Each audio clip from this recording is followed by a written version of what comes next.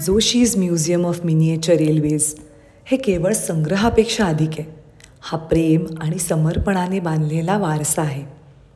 Doctor रवी जोशी यांचे वडील भाऊ जोशी किंवा मिस्टर BS जोशी यांनी हे सुरू केलं. त्यांनी 40 वर्ष ह्या संग्रहालयासाठी वस्तू गोळा केल्या आणि तो ना आठवणींचा आणि कलाकुसरीचा खजिनाच आहे. 1:87च्या अचूक स्केलमध्ये हा उत्कृष्ट नमुना काळजीपूर्वक तयार करण्यासाठी 4 वर्ष लागली. परिणाम म्हणजे एक सूक्ष्म शहर इतकं जिवंत आणि तपशीलवार आहे की एखाद्या मोहक युरोपियन शहरात, विशेषतः जर्मनीत पाऊल ठेवल्यासारखंच वाटलं. लहानपणी या संग्रहालयाला भेट देणं हा नेहमीच एक जादुई अनुभव होता, पण आता ते एका नवीन दृष्टिकोनातून पाहणं हे मला खूप खूप प्रेरणादायी वाटलं. हे फक्त गाड्यांबद्दल नाही हो, हे उत्कटतेबद्दल, संयमाबद्दल आणि या कुटुंबाला चालवणारं स्वप्नच आहे. या छंदाला क्वीन ऑफ हॉबीज असं म्हणतात. हे म्युझियम आपल्याला खूप काही शिकवतं. सर्जनशीलता, अचूकता आणि प्रयत्न म्हणजेच क्रिएटिव्हिटी, प्रिसिजन, पॅशन. आणि एक मात्र लक्षात येतं की प्रयत्न आणि उत्कटतेने कोणतेही स्वप्न साकार होऊ शकतं. डॉक्टर रवी जोशी आणि त्यांचे कुटुंब हा वारसा अभिमानाने पुढे चालू ठेवत आहेत. या म्युझियमची लाईव्ह कॉमेंट्री ऐकायला तर खूपच मज्जा येते. थांबा, ऐकवते.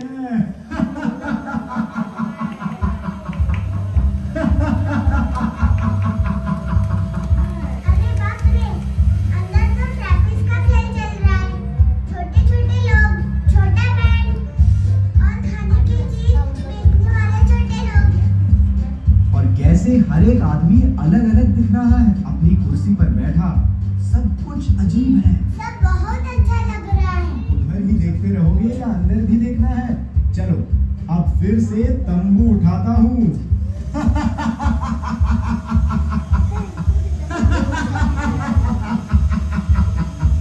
अभी अंदर शुरू है बाघ और शेर का खेल. रिंग मास्टर इनसे अलग अलग खेल कराता है.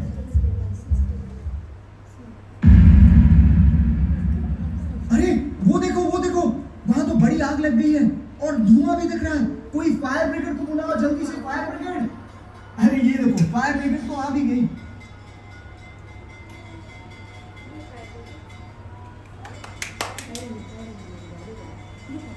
लगता है अंदर के लोगों ने आग बुझाई है. ये फायर ब्रिगेड भी देखो, रेलगाड़ी जैसी है. अब वापस जाते समय साधी बस. इससे प्रदूषण भी कम हो जाएगा और जगह भी कम लगती है. जर्मनी में वूपरटॉन नाम के गांव में ऐसी मोनोरेल 1901 से चल रही है. ये देखो, सामने पहाड़ में समुद्र का किनारा दिख रहा है. पहाड़ पर रास्ता दिख रहा है. एक किला भी दिख रहा है. पुल के नीचे फव्वारे भी दिख रहे हैं.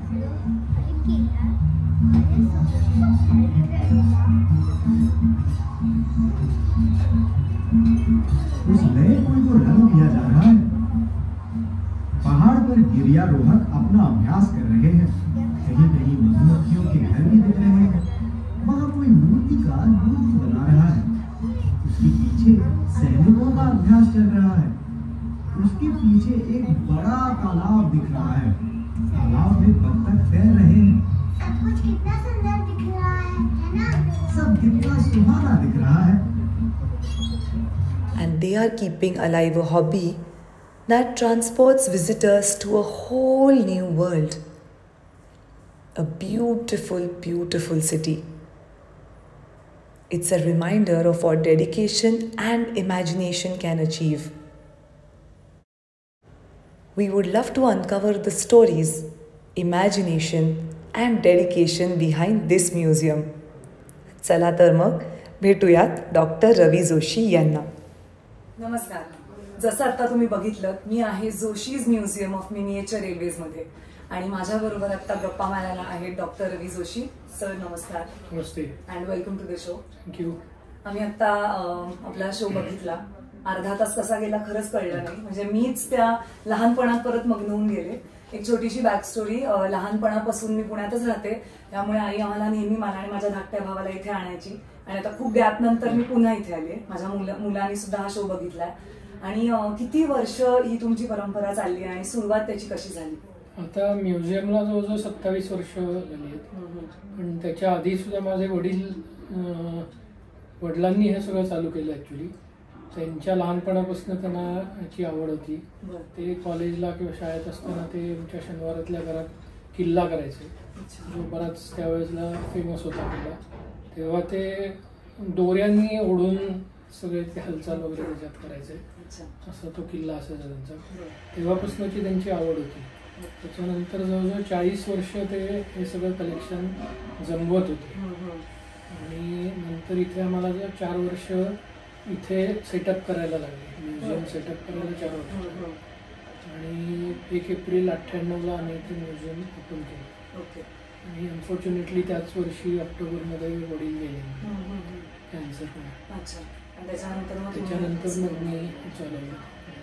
आणि आता नवीन 4-5 वर्षापूर्वी आम्ही वाईला जाताना जे मॅप्रो गार्डन लागतं त्यांच्याच प्रिमायसेसमध्ये एक नवीन म्युझियम आम्ही चालू केलं.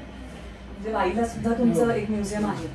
तर ज्या लोकांना पुण्यात यायला जमतं त्यांनी पुण्यात अवश्य या, आणि ज्यांना महाबळेश्वरला जात आहेत तिथे वाईला नक्कीच बघायला मिळतो. असंच सेम तिथे तुम्ही सेटअप केलं? सेम म्हणजे जरा मॉडर्न हे आहे, नवीन केलं त्यामुळे. बरोबर. मॉडर्न मेट्रो हीच तुम्ही तिथे सेटअप केलं. हाय स्पीड ट्रेन्स आहेत, मेट्रो आहे. खूप मॉडर्न सिटी केली आहे. इथली जरा युरोपियन स्टाईल सिटी आहे, तिथली थोडी मोर इंडियन मॉडर्न सिटी असं केलं आहे.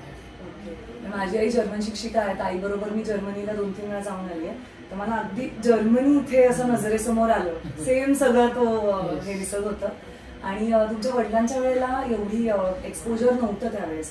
सो त्यांच्या लहानपणी त्यांना काय एक्सपोजर मिळालं की त्यांनी? लहानपणीपेक्षा ते जेव्हा नोकरी करायला इंग्लंडला गेले होते, 3 वर्ष ते इंग्लंडला राहिले होते, तिथे त्यांनी बेसिकली सगळं बघितलं आणि तिथे हॉबी स्टार्ट झाली. त्याच्या आधी नुसतंच किल्ला बिल्ला अशा टाईपचं हे होतं. पण हे जे प्रपोर्शनेट हे करणं, ह्याचा मेन आमचा जो एम्फसिस आहे की एव्हरीथिंग शुड बी प्रपोर्शनेट.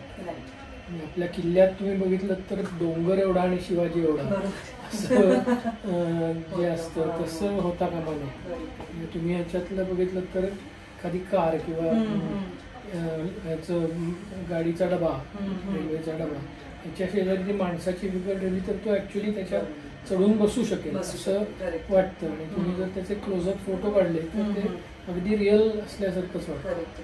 हे त्याचं मेन एम्फसिस आहे याच्यावर. Everything should be proportionate. आणि त्यामुळेच अजून रिअलिस्टिक वाटतं. कुठेही असं वर खाली काही नाही. आणि ते 1:57 87 आहे का? अच्छा, ओके ओके. आणि तुम्हाला सुद्धा हीच आवड होती लहानपणी? लहानपणापासून म्हणजे मी बघितल्यामुळे. त्याच्यामुळे मी लहानपणी म्हणजे 5वी-6वीत असल्यापासून आम्ही घरी एक छोटा लेआउट दर दिवाळीत लावायचो आणि ते पण बघायला माणसं बरीच यायची. आणि तेव्हापासून त्याचं वायरिंग करणं, त्याचं हे करणं असं तेव्हापासून मला आवड निर्माण झाली त्याची. आणि तसंच आता माझ्या मुलाला सुद्धा तीच आवड, आणि त्याच्या लहानपणापासून त्याला त्याच्यात घातल्यामुळे त्यालाही तीच आवड आहे. आणि तुम्ही शिक्षण सुद्धा याच्याच रिलेटेड घेतलं? नाही, खरं मी कम्प्युटर्समध्ये इलेक्ट्रॉनिक PhD केलंय पुणे युनिव्हर्सिटीमधून. त्याचं काम मी बरंचसं इंग्लंडमध्ये केलं, इंग्लंडच्या लंडन युनिव्हर्सिटीमध्ये. डिग्री इथली आहे. आणि आता आम्ही सगळं खरंच भव्य आहे. मिनिएचर असलं तरी खूप मोठा विषय आहे हा. तर तुम्हाला डेली काय चॅलेंजेस येतात हे सगळं मेंटेन करायला? मेंटेन करायला तर खूप पहिल्यापासूनच चॅलेंजेस होते. कारण अगदी सुरुवात जेव्हा केली तेव्हा सगळं इलेक्ट्रोमेकॅनिकल होतं. म्हणजे ते सगळं वायरिंग होतं त्याच्यात. आणि जवळजवळ ते टेबल जे बघितलं तर टेबल खाली 5 किलोमीटर वायर होतं जेव्हा सुरुवात केली आम्ही तेव्हा. आणि ते सगळ्या वायर कंट्रोल केबिनमध्ये जायच्या आणि तिथे 256 स्विचेस होते. त्यामुळे ते ऑपरेट करणं हे सुद्धा खूप जिकिरीचं काम असायचं. त्यामुळे सुरुवातीला ऑपरेटर ह्याला ट्रेनिंग द्यायला सुद्धा महिना व्हायचा. त्या ऑपरेटरला सगळं ते प्रत्येक बटनाची पोझिशन लक्षात राहिली. असं ते एक काम होतं. मग नंतर आम्ही हे पहिल्या वर्ष लाईव्ह कॉमेंट्री होते. मी पहिले 6 महिने वडिलांनीच केली लाईव्ह कॉमेंट्री. त्याच्यानंतर आमचे थोडे नातेवाईक वगैरे होते त्यांनी केली. नंतर आम्ही ती रेकॉर्ड केली. ओके. रेकॉर्डेड कॉमेंट्रीला ऑपरेट करायचं असं हे होतं. आणि मग इव्हेंच्युअली आम्ही 7-8 वर्ष झाल्यानंतर आम्ही सगळं कम्प्युटराईज केलं. ओके. मग ते वायरिंग वगैरे बऱ्यापैकी वायरिंग वगैरे आता बऱ्यापैकी कमी आहे. तेव्हापासून जरा मेंटेनन्स अगदी सुरुवातीला लागायचा त्याच्यापेक्षा आता बराच कमी झाला आहे मेंटेनन्स. पण तरी त्याचं जे काय मुव्हिंग पार्ट्स आणि हे असतात त्याला फ्रिक्वेंटली ऑइलिंग करणं असं सगळं लागतं. ऑइलिंग आलं, त्याच्यात बाकी मिनिएचर फिगर्स आहेत त्यांचं क्लिनिंग आलं. मी तेच बघत होते की सगळं इतकं छान ठेवलंय तुम्ही. तेच दर वर्षातनं आम्ही 15 दिवस बंद ठेवतो मोजून क्लिनिंग वगैरे. बाकीचं मग तुम्ही कोविड काळात बंद ठेवलं होतं का चालू होतं? हो, म्हणजे 2-3 महिनेच बंद होतं. अच्छा, बाकी सगळे दिवस चालू होतं. म्हणजे 98 पासून आतापर्यंत तुमचं रेग्युलरली चालू होतं. बरं. आणि आता तुमची नेक्स्ट जनरेशन सुद्धा ह्याच्यामध्ये आहे, तुमचा मुलगा. येस. वेगवेगळी मॉडेल्स वगैरे बनवायला पण सुरुवात केली आहे. वाराणसीला जे DLW म्हणून डिझेल लोकोमोटिव्ह वर्क्स म्हणून जी मोठी फॅक्टरी आहे तिथे जी इंजिन्स बनवली जातात त्याची मॉडेल्स बनवून आम्ही त्यांना सप्लाय केली. ती मॉडेल्स तशी इथे पण विकतो. आता वंदे भारतचं एक मॉडेल बनवलं आहे जे जवळजवळ 600 पीसची ऑर्डर होती. ती पण कम्प्लीट करून आम्ही दिली आता. अच्छा. कोणाला असं आपले प्रेक्षक असतील आणि त्यांना एखादी ट्रेन अशी बनवून हवी असेल तर त्याचं मॅन्युफॅक्चरिंग तुम्ही करता? करू शकतो, पण ते असं एखाद दुसऱ्या मॉडेलसाठी करायचं म्हणजे खूप महाग पडतं. बल्कमध्ये असेल 500-600 पीसेस किंवा असं जर रिक्वायरमेंट असेल तर मग ते फिजिबल होतं, इकॉनॉमिकली फिजिबल होतं. तरी असं एखाद म्हणजे काही असतात हौशी एखादं पैसे द्यायला पॅशन असतो तो माणूस त्याच्यात काही कुठल्याही लेवलला जायला तयार असतो. आता एक मध्ये असंच एक भेटले आम्हाला ज्यांनी म्युझियम बघितलं. मग त्यांनी आम्हाला घरी बोलवलं. एक अख्खी खोली, ते म्हणले मी ही खोली खाली करणार आहे, या खोलीत मला ट्रेन्स लावून द्या. असं करून ते सुद्धा आम्ही त्यांना करून दिलं तिथे. आणि अजून एक प्रश्न म्हणजे तुम्हाला आता फीडबॅक खूप लोकांचा येत असेल, टेस्टिमोनियल्स येत असतील, असं कुठला वेगळ्या टाईपचा काही फीडबॅक मिळाला जो तुम्हाला आतापर्यंत आठवतो? आम्हाला जो एक्सपेक्टेड आहे फीडबॅक म्हणजे आम्ही रादर ज्याच्यासाठी एम करतो फीडबॅकचं, की आता लोक येतात आणि पहिलं हे असतं लहान मुलांसाठी छान आहे, which is not something we want. आम्हाला म्हणजे ही हॉबी जी आहे ही मोठ्या माणसांसाठीची हॉबी आहे आणि त्याच्यातनं शिकायला खूप मिळतं. म्हणजे नॉट जस्ट ट्रेन्स पण आजूबाजूचे विषय सुद्धा त्याच्यात येतात. म्हणजे railway modelling is called the queen of hobbies. कारण त्याच्यात इतके विषय इन्व्हॉल्ड असतात. म्हणजे फोटोग्राफीपासनं ते सिव्हिल इंजिनिअरिंग, आर्किटेक्चर, तुमचं फिजिक्स, केमिस्ट्री, मॅथ्स सगळं all branches of science are involved in that. तर हे ज्यांना कळतं त्यांना त्याच्या मागचं पॅशन आणि मागचे जे एफर्ट्स गेलेले आहेत त्याच्यात ते कळतं. आणि लहान मुलांसाठी म्हणजे कसं लहानपणापासून तुम्ही चालू करा, पण the hobby takes off when you are म्हणजे कॉलेजच्या दिवसात किंवा कॉलेजच्या पुढे गेल्यावर. म्हणजे आपल्याकडे एक कल्चरल डिफरन्स बघितला इंडियामध्ये. Hobby is something you do up to your school age. त्याच्यानंतर केली तर लोक खूप रेअर असतं. वेल अब्रॉड म्हणजे युरोप, अमेरिका किंवा असं बघितलं तर hobby is something you do for a life time. That is the difference. आणि तो जोपर्यंत आपल्याकडे कल्चरली बदलत नाही तोपर्यंत हॉबीज वॉन्ट टेक ऑफ. आणि मेनली आम्ही म्हणजे माझ्या वडिलांचं जे आयडिया होती की हॉबी आपल्याकडे वाढावी म्हणून म्युझियम चालू केलं. तर तो उद्देश अजून पाहिजे तेवढा आमचा नाही सक्सेसफुल. अगदी सुरुवातीला जेव्हा म्युझियम केलं इथे करण्याच्याही आधी तेव्हा वडिलांच्या डोक्यात होतं की जसं सर्कस वेगवेगळ्या गावाला जाऊन केली जाते उचलून तिकडे न्यायचं, setup करायचं. तसं मी केलं होतं. म्हणजे इथे पुण्यात सुद्धा 2 ठिकाणी केलं होतं आणि मुंबईला 2 ठिकाणी केलं होतं. पण एकतर ते 2 ट्रक भरून सामान व्हायचं, मग ते इकडनं तिकडे न्यायचं, त्याच्यावर ऑक्ट्रा भरायचा दरवेळेला. हे जे गव्हर्नमेंटचे सुद्धा जे रूल्स आणि हे आहेत which are not really helpful for cultural आहे. इच्छा असेल एखाद्याला तरी या सगळ्या प्रश्नांमुळे नाही करू शकत. त्यामुळे मग ते आम्ही ठरवलं की एके ठिकाणीच हे करायचं, कारण म्युझियमला टॅक्सेशन वगैरे नसतं, नाही आहे. त्यामुळे मग आम्ही ते हे केलं, कारण याचं एंटरटेनमेंट टॅक्स 65% वर लागत होता आम्हाला. असं बाहेर कुठे नेलं त्याच्यावर 65% एंटरटेनमेंट टॅक्स होता. त्यामुळे ते परवडायचंच नाही. 2 रुपये तिकीट लावलं तर 130 पैसे वैसे मी खूप रेअर लोक बघते की जे अजूनही त्यांचं पॅशन किंवा हॉबी परस्यू करतात.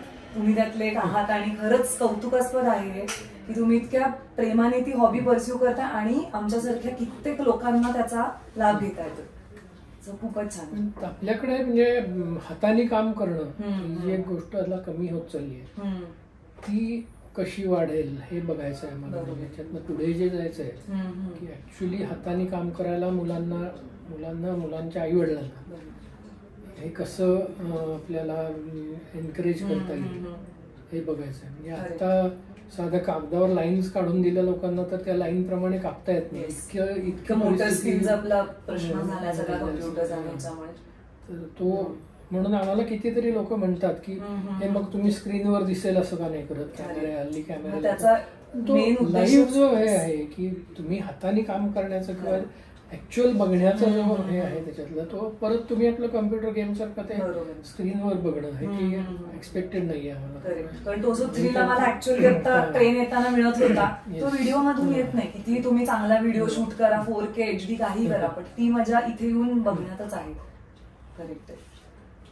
So great. Thank you so much sir आमच्याशी गप्पा मारल्याबद्दल. आणि देवव्रतची पण मला बोलायला आवडेल. त्याचा एक वेगळा अँगल असेल आय थिंक. आमच्या सगळेच फॅमिली म्हणजे त्याच्यात इन्व्हॉल्वमेंट पूर्ण टीम एफर्ट असल्यासारखं. तुम्ही काय काय केपेबिलिटीज मध्ये इन्व्हॉल्व आहात सगळेजण? म्हणजे आता माझी मुलगी इथे नसते, ती अमेरिकेला असते, पण ती तिकडे योगा शिकवते. आणि माझी बायको लॉयर आहे. पण सगळ्यांचा सपोर्ट असल्यामुळेच हे होऊ शकतं. कारण वडिलांची पॅशन होती की बाकी काहीही करायचं नाही, फक्त म्युझियम झालं पाहिजे आपलं, असं जे स्वप्न होतं. त्याच्यासाठी मग बाकी एव्हरीथिंग वॉज सेकंडरी. असं जे पॅशन असतं ते फक्त बाकीच्यांचा सपोर्ट असला तरच होऊ शकतं. पण बाकीच्यांनी सुद्धा ते ऍक्सेप्ट करायला पाहिजे की we are secondary to that. त्यामुळे तो फुल फॅमिलीचा तुमच्यासाठी असं असेल की first child has always been the museum आणि त्याच्यानंतर आलात तुम्ही. तसा सपोर्ट बाकीच्यांचा असल्याशिवाय आपण करू शकत नाही. तसा म्हणजे वडिलांना पण आमचा मिळाला आणि मला पण सगळ्यांचा मिळतो आता सुद्धा. ओके. आणि आता आपली यंग जनरेशन म्हणजे जे आहेत आता युथ, त्यांना सुद्धा कोणाला असं काही परस्यू करायचं असेल तर काय मेसेज तुम्ही त्यांना द्याल? तुम्ही हाताने काम करणार असलात तर तुम्ही इथे केव्हाही येऊन, आमची सगळी मशिनरी अवेलेबल आहे, तुम्ही केव्हाही येऊन काम करू शकता. पण तुमचं तुम्ही हाताने काम करायचं. तुम्हाला रेडीमेड काही मिळणार नाही. लोक येऊन आम्हाला कॉलेजचं प्रोजेक्ट पाहिजे, प्रोजेक्ट करा तुम्ही, आम्ही देणार नाही. करायला मशिनरी अवेलेबल आहे. करणं त्यांनीच केलं पाहिजे. ओके. ग्रेट. मस्त. Thank you so much sir. आणि पुन्हा एकदा मी आता काही दिवसांनी पुन्हा येणार आहे, कारण एकदा बघून माझं मन भरलं नाही. लहानपणी बघितलं ते वेगळ्या दृष्टिकोनातनं, आता मी बघितलं ते तुम्ही जसं म्हणलात खूप गोष्टी मी शिकले त्याच्यातनं आता त्या अर्ध्या तासाच्या शो मधनं आणि तुमच्याशी आता गप्पा मारल्या. So thank you so much. आणि बाकी मी पत्ता आणि सगळं खाली डिटेल्स मध्ये प्रोव्हाइड करीन. सो ज्यांना यायचंय त्यांनी, पुणेकरांनी तर अवश्य येऊन इथे भेट द्या. आणि मुंबईहून 3 तासावरती पुणे आहे. सो मुंबईकर सुद्धा नक्की या, आवर्जून या आणि बघा नक्की एक्झिबिशन. सेकंड जैन बरोबर आपण संवाद साधलेला आहे. आणि आता आपल्या बरोबर आहेत देवव्रत जोशी. ते रवी सरांचे सुपुत्र आहेत. आणि देवव्रत, तुझ्याकडनं मला जाणून घ्यायला आवडेल की आता बाबांचा इंटरव्ह्यू घेतला, त्यांनी मला बऱ्याच गोष्टी सांगितल्या. सो तू ऍज अ यंग जनरेशन, तू लहानपणापासून हे बघतोयस, आजोबा, बाबा आणि आता तू. सो तू ह्याच्यामध्ये कसा इन्व्हॉल्व आहेस? इन्व्हॉल्व पेक्षा आता मी ऍक्च्युली 1.5 वर्षाचा होतो तेव्हा माझे आजोबा वारले. पण माझ्यासाठी खूपच छान आठवण ठेवून गेली. अरे त्यामुळे ते बघतच मी मोठा झालो. त्यामुळे त्याच्या पलीकडे तेच आणखी आपल्याला लोकांपर्यंत पोहोचवता यावं, त्याच्यात आपण अजून काय काय करू शकतो त्याच्यात नक्कीच संशोधन करायला आवडतं. आणि तू इंजिनिअरिंग केलंस राईट? हो, मी इलेक्ट्रॉनिक्समध्ये इंजिनिअरिंग केलं. ग्रेट. आणि आमची फॅक्टरी असल्यामुळे मेकॅनिकलचं बरंचसं सगळं घरीच शिकलंय. त्यामुळे रेल्वे किंवा मॉडेलिंग ह्याच्याबद्दल मला भरपूर आमच्याकडे शिकायला मिळालं. ओके. माझं इंजिनिअरिंग झाल्यावर मी 1 वर्ष जर्मनीला होतो. इको म्हणून एक कंपनी आहे. ओके. ते मॉडेल ट्रेन्स बनवतात मॅन्युफॅक्चरिंग. मी 1 वर्षभर त्यांच्याकडे काम केलंय. त्यामुळे ज्या आम्ही गाड्या इथे वापरतो त्याच्याबद्दल मला तिथे खूप शिकायला मिळालं. Okay, great. आणि आता तुला काय नवीन ह्याचे आता चॅलेंजेस काय तुला जाणवतात की? चॅलेंजेस म्हणजे जे आतापर्यंत बाबांनी फेस केले ते सगळं अजूनही कंटिन्युअल असतं. जसं की मेंटेनन्स होतो आणि रिप्लेसमेंट होतात काही गोष्टींच्या, की काही गोष्टी मिळतात मिळत नाहीत. हे आम्ही दोघे एकत्र फेस करतो. आणि आपल्याकडे जसे ट्रेंड्स चेंज होतात तसं आम्ही पण वेगवेगळ्या पद्धतीने चेंज करायचा काय प्रयत्न करतो. समजा मार्केटिंग आणि अशा गोष्टी. करेक्ट. आणि मग त्यासाठी तुझा काही वेगळा रिसर्च वगैरे तू करतोस का, की अजून नवीन कुठे काय चालू झालंय तर ते आपण इथे आणलं पाहिजे, अशा टाईपचा काय असतो का?